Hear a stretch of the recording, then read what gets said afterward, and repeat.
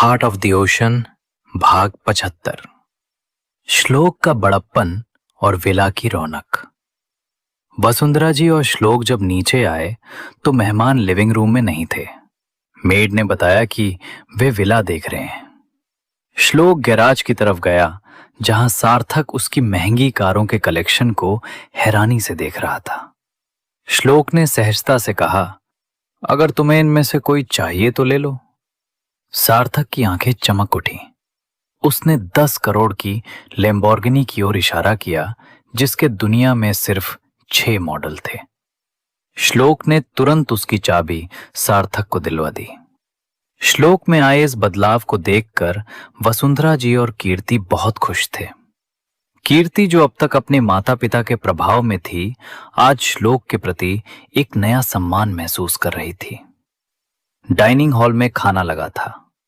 श्लोक ने शेफ से कहकर सबकी पसंद का खाना बनवाया था, लेकिन शेफ ने ज्यादातर डिशेस आकांक्षा की पसंद की बनाई थी।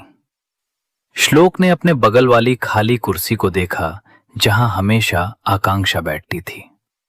भले ही वो कुर्सी खाली थी, पर श्लोक ने किसी और को वहां बैठने नहीं दिया। रात के 11 बजे बज चुके थे, इसलिए वसुंधरा जी के कहने पर श्लोक ने सबके लिए गेस्ट रूम तैयार करवाए और खुद अपने कमरे की ओर बढ़ गया।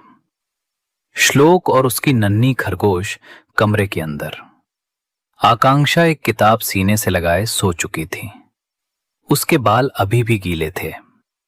श्लोक ने उसे बीमार होने से बचाने के लिए धीरे से हेयर ड्रायर निकाला और बहुत कोमलता से उसके बालों को सुखाने लगा। आकांक्षा नींद में श्लोक की उंगलियों का स्पर्श महसूस कर मुस्कुरा रही थी। जब श्लोक शावर लेकर वापस आया तो आकांक्षा जाग गई।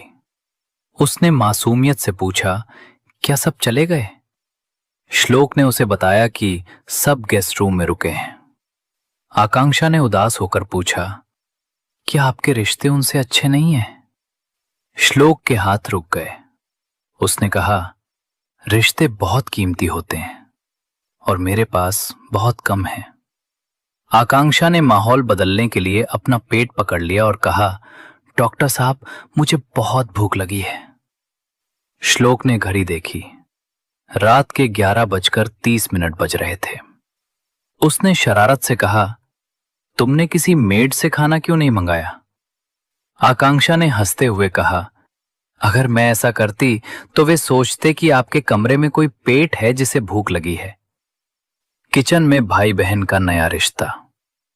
श्लोक किचन की ओर गया, लेकिन वहां रात के लिए कुछ भी अतिरिक्त खाना नहीं बचा था।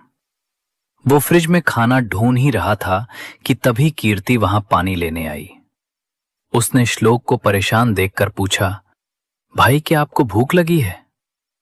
श्लोक ने बस गर्दन हिला दी। कीर्ति ने मुस्कुराकर फ्रिज से सामान निकाला और मैगी के 2 पैकेट बनाने लगी। उसे कुकिंग का बहुत शौक था।